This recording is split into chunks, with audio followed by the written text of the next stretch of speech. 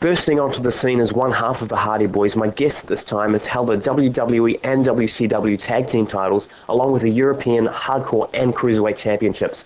He went on to be involved in one of the most intriguing angles in WWE history, as real-life tragedy spilled over into the wrestling ring in 2005, as he went on to show that he simply will not die. Here's Matt Hardy. Matt, how are you? Good, how are you? Yeah, good, thanks. You grew up in North Carolina where you and your brother Jeff began the Omega promotion. What was it about that group of guys that saw so many of them go on to have successful careers?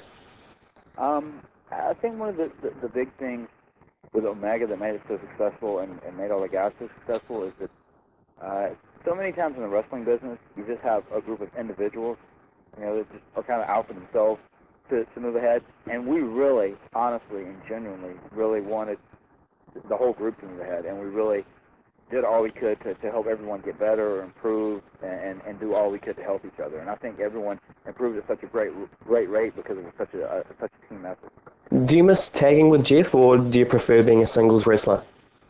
I miss teaming with Jeff. It was fun, and I could never take away how, the great times and great memories and all the great matches and experiences we had together.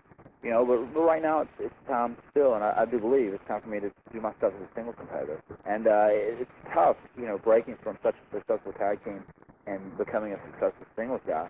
But just like my slogan says, I will not die. Like I'm not going to go away on him. It's going to take a lot for him to kill me off. How do you look back on the Terry Invitational tournament against Edge and Christian? It was just a huge turning point for us. I mean, I've said this before, but it's really the point where Jeff and I went from being WWE wrestlers to WWE superstars, because that really put us on the map and helped move us up another level and like really, made people, sit back and say, wow, these guys are something special. That standing ovation you all received on the Raw after the No Mercy ladder match must have been an incredible feeling, and I guess it would have been a vindication for you guys from the fans? Yeah, I think so. It's just because especially here, in America, to really make it, the fans have to respect you as well.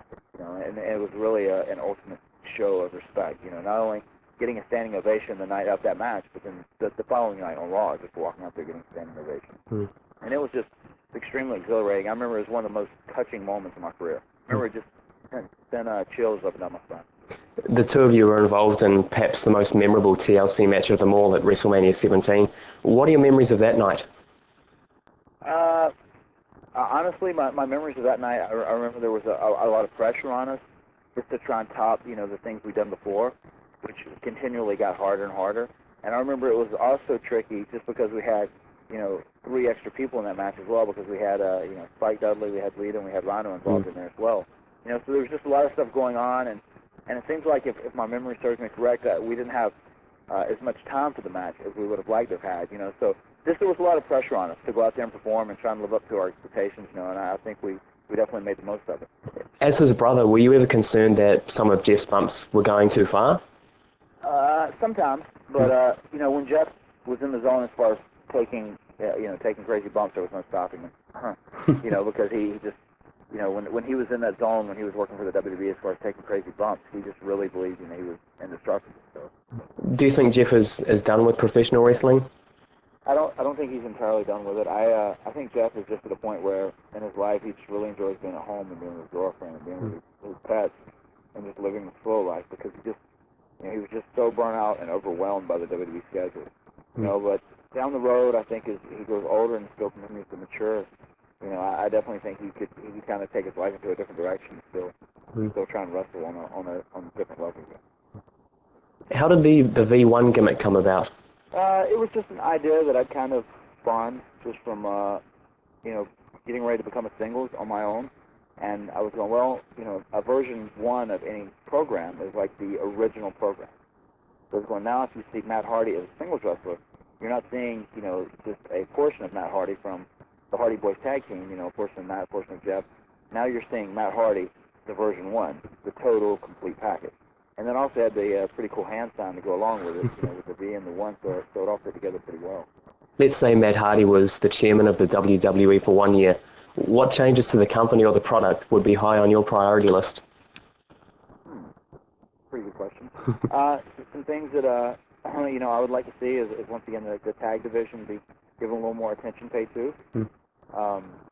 I would like to make sure too that guys definitely are promoted and pushed on their overall ability, not just because of just a size issue. And the cruiserweight, actually now that Gregory Helms came over SmackDown is getting a little more attention, I think the cruiserweight division is something that is could continually be a big draw for the WWE. Definitely use it a lot. Those would be the main things. Those are the first things that stick out in my mind. You had some memorable matches with AJ Styles and Christopher Daniels in 2005. Are there any others you'd like to have worked with during your stint in the indie circuit? I don't know. Those are two of the guys that really stand out. So I'm trying to think. I had a match that was actually booked with Abyss that I wasn't able to fulfill because I'd already started back on the WWE schedule. I think he's real talented. Obviously, your personal life has played a large part in your development in recent months. How comfortable are you with real life being used in professional wrestling angles? Well, I'll say mine was pretty interesting. It was tough to deal with personally. From a professional aspect, it made for a pretty intense story. And pretty good stuff. And there's no denying the matches that Edge and I would have whenever we'd step into the ring together. But during that time, it was kind of a downtime, and it's funny. I can't wait to write a book again because there's been so many twists and turns that since I rejoined WWE that's happened professionally and personally that just people wouldn't believe. I'm sure would have their jaw dropped open.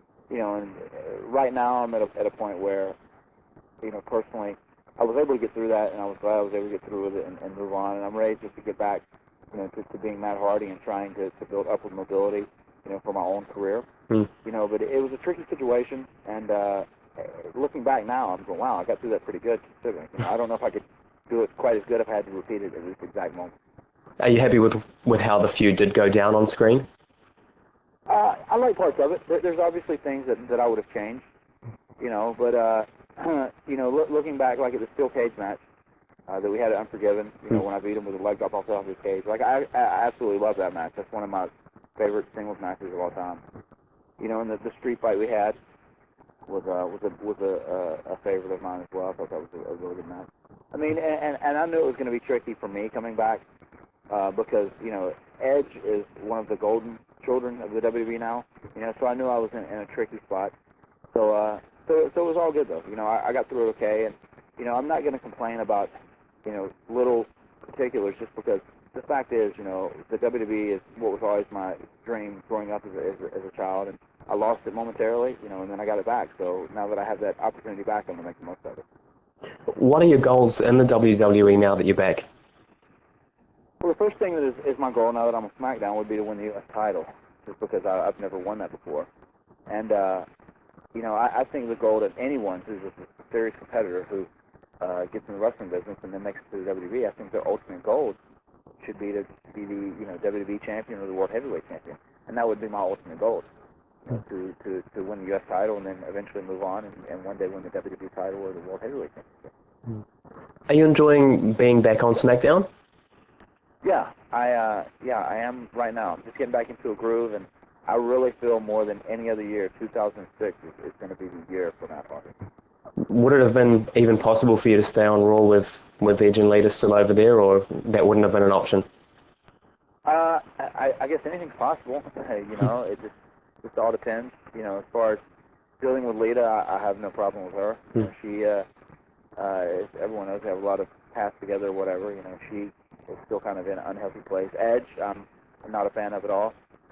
Professionally, I think he's good, but personally, I have nothing but disdain for him. And I could have stayed there because I could go about my business and just do whatever I have to do, and be a professional. And I'm sure he could have as well. But just the choice was made for me to go to SmackDown, for him to stay on Raw. So like I said, once again, I'm not going to argue about particulars. You give me an opportunity to do on SmackDown, I'm going to make the most of it. What do you do off the road to unwind? Actually, I've been doing a lot of interior decorating in my house. I got all my furniture and all the things that I need together, but I was looking around at my walls and they're pretty bare. I've been in my place for over 3 years now, but I was like, man, I need to dress this place up some. So I've actually been doing that. That's been my pastime for the last couple months, and I've really enjoyed it. And then also when I come home, man, I got this a nice hot tub with a DVD player in it. I just love to sit in my hot tub, watch a DVD, relax, and drink a beer. I enjoy that a lot as well. What do you think fans would be most surprised to learn about you? To learn about me? Yeah. That I'm probably a lot more like them than they all think. When you do eventually hang up your wrestling boots, what then for Matt Hardy? Not exactly sure. I'm sure that I would love to be involved in the wrestling business in some way, shape, or form altogether. Doing something. If it's being a trainer or trying to book or help out behind the scenes, whatever it may be. I definitely love to be involved. And another thing I think I'd like to do, which whenever I was off from my knee surgery, I was doing the Hardy Show project, over at thehardyshow.com, and that was a lot of fun. Where it was more or less, kind of cameras following me and Jeff, and kind of following our life and what we do, and some of the crazy things that we do day in and day out during our life, and that was a lot of fun. Even some sort of project like that, just whenever I retire, I just want to have fun. I want to do things that are just absolutely fun to me, and nothing that seems like a job. What's the best piece of advice you've received while you've been in the industry? I don't know necessarily about the best piece of advice, but the best, probably what I've learned, I'll say this is maybe advice I've given myself. The thing I think I've learned that's helped me more than anything else is just to be patient and be persistent. Things aren't going to change overnight, and even if you have a great period for a couple months, things are going to slow down again, and you got to remember that. Or if you have, kind of a bad period for a couple months, things are going to get better again. You got to remember that. You just got to be patient. You got to be persistent, and just have a never say die mentality. It's like my slogan says, man. I will not die. That's definitely the epitome of me. Do you find that the international live crowds are different from the US ones? Yes, they're a lot better. The U.S. fans are definitely spoiled, just because they get so much WWE, they get so much Raw, they get so much SmackDown. It's so great to perform overseas, just because the fans are so enthusiastic and just so genuinely excited to be there and be at a WWE show. And I'm thoroughly excited to be coming down to New Zealand. It's my first trip there, and I'm sure the fans are just going to be off the charts. And just the enthusiasm level that the fans display always makes the guys in the ring work that much harder. Whenever the fans are enthusiastic, I promise you, the wrestlers in the ring will always go further to give you a better show. You're set to team up with Road Warrior Animal to take on Eminem here in a couple of weeks. As a former tag team champ yourself, it must be exciting to work with a legend like Animal. Yeah, it is. It's weird, and don't tell him I said this. No. I'm sure he'd get upset. But my brother and I grew up watching those guys, and we thought they were real cool. And considering that that he was one of the greatest a member of one of the greatest tag teams of all time, and I would like to say that the Hardy Boys are one of the greatest tag teams of all time as well. Us getting together, Matt Hardy and Animal, it should make for a very unique combination. I think it's going to be a lot of fun. Well, thanks very much for your time, Matt. It's been a pleasure talking to you. All the best for No Way Out, and we look forward to seeing you in a couple of weeks. Most definitely, man. Take care of yourself, and I will see you at the show, man. Well.